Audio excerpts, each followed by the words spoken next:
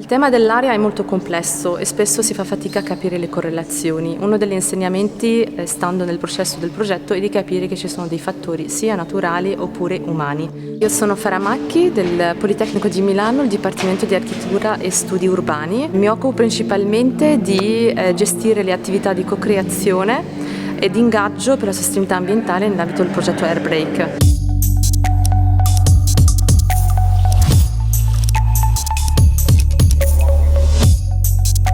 Io sono Eugenio Morello, Politecnico di Milano, Dipartimento Architettura e Studi Urbani, e per il progetto Airbreak curiamo la fase di ingaggio, quindi tutte le attività che hanno a che fare con i cittadini, con la co-creazione.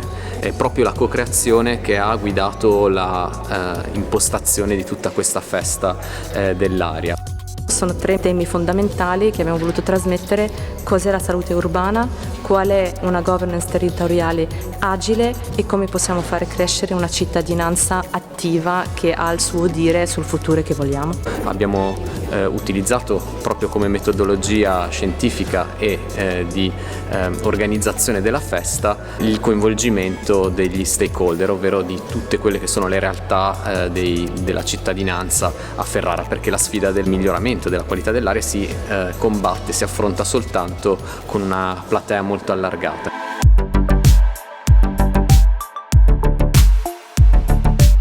Uno dei fattori naturali su cui abbiamo voluto giocare per costruire la curation, di questo evento è stato il ruolo del vento. Sappiamo che a Ferrara il vento passa veramente raramente, non è abbastanza forte, non ci aiuta a ventilare abbastanza gli inquinanti che sono sul territorio, e ci siamo detti possiamo essere noi i venti che possono portare il cambiamento, e allora abbiamo giocato su 4 attori, 4 venti dell'Emilia Romagna: il Grecale, il Garbino, il Scirocco e Levante.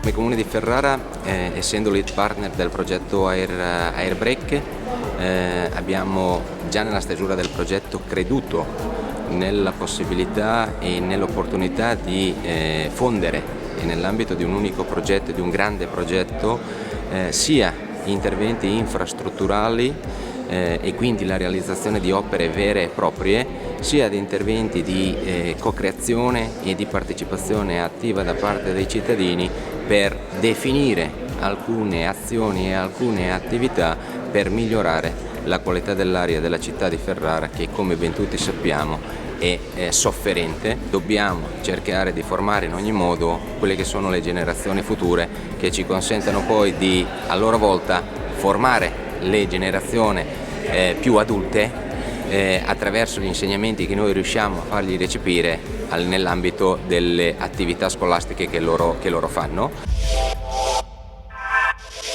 Abbiamo coinvolto le scuole attraverso diverse attività. Per esempio abbiamo collaborato nella costruzione di kit di sensoristica per il monitoraggio ambientale. Li abbiamo anche coinvolti in una serie di workshop, di laboratori proprio nell'ambiente urbano. È proprio questo l'approccio che guida il progetto e la festa, ovvero quello della citizen science, della scienza partecipata.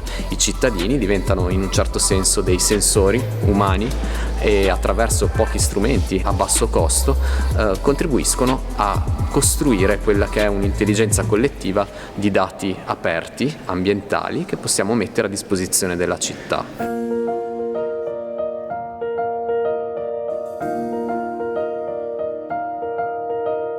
Uno dei messaggi principali che deve passare è la decarbonizzazione delle nostre attività, cioè slegare le nostre economie dall'atomo di carbonio. Da questo punto di vista non è naturalmente l'unica proprietà che devono mantenere i nostri amministratori, i nostri politici e i nostri policy makers, ma certamente è la priorità. Io sono Raniera Gioacchini dell'Istituto Agrario Navarra, che è una scuola immersa nella natura, un verde urbano, perché è una scuola nella città di Ferrara, e noi negli anni abbiamo notato come questa essere dentro il verde urbano, un edificio scolastico dentro il verde, aiuti l'umore, lo stato d'animo, ma anche sia di ispirazione per la creatività.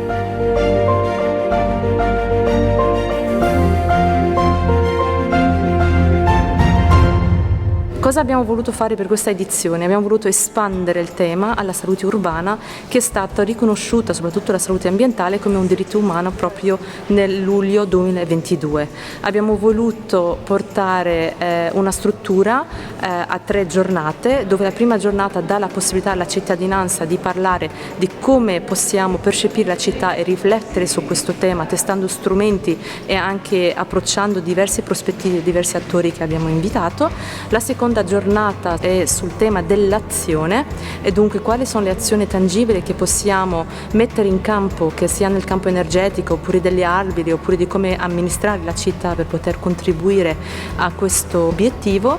E la terza giornata sarà su quale ruolo possiamo assumere giustamente per portare l'impatto a lungo termine o fermarci al progetto. Diverse attività legate a come usare i social per fare divulgazione scientifica, come creare un immaginario collettivo sui scenari del futuro, utopico oppure distopico, con un'attività di Climate Radical Talks. Faremo anche un datathon, una passeggiata sul ruolo degli alberi e finiamo con un pranzo molto conviviale, perché proviamo sempre a usare i metodi dell'intelligenza collettiva molto interattiva per poter permettere il contributo di tutti.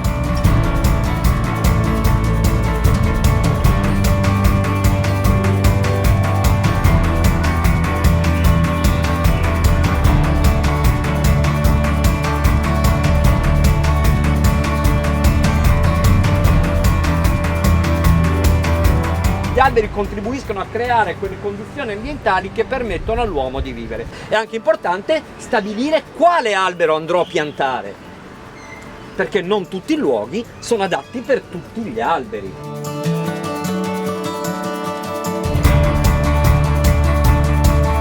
Per poter immaginare un mondo migliore, o comunque il ricordo che aveva di un mondo migliore. Complimenti. Come abbiamo visto oggi, la qualità dell'aria implica anche delle ricadute pesanti per la salute delle persone, anche giustizia sanitaria. Se quello che facciamo non consente a tutti quanti di essere allo stesso livello, di poter accedere allo stesso tipo di incentivi, ad esempio, noi avremo sempre qualcuno di serie A che può permettersi di essere rispettoso dell'ambiente, rispettoso della qualità dell'ambiente e di conseguenza vivere una qualità di vita a livello di proprio ambiente elevata. E poi ci sono tutti gli altri, quelli che non potranno in questo caso riuscire ad avere accesso alla stessa qualità di vita e di ambiente. È stata una giornata davvero bella, costruttiva, di scambio anche per le città stesse, sebbene con forse problematiche diverse, dimensioni diverse, affrontando il problema in una maniera integrata. Questo tipo di scambio ormai che va oltre la solita conferenza, di cui forse anche noi stessi ci stiamo cominciando a stancare, è la soluzione davvero giusta per portare avanti certe tematiche e condividerle con la cittadinanza. La qualità dell'aria purtroppo è scarsa. Tonnellate di polveri sottili e altri inquinanti sono emessi in atmosfera. Sono Paolo Franceschini, in arte il comicista, e sono venuto a presentare il documentario che mi ha visto come testimonial dal titolo C'è aria per te, girato nelle regioni del bacino padano, dove appunto sono andato alla ricerca tramite la mia bicicletta delle soluzioni che le regioni stanno cercando e stanno promuovendo per migliorare la qualità dell'aria. Ho aderito molto volentieri alla festa dell'aria perché so che tramite l'impegno che parte dal basso da parte di tutti noi cittadini sicuramente si troverà la soluzione.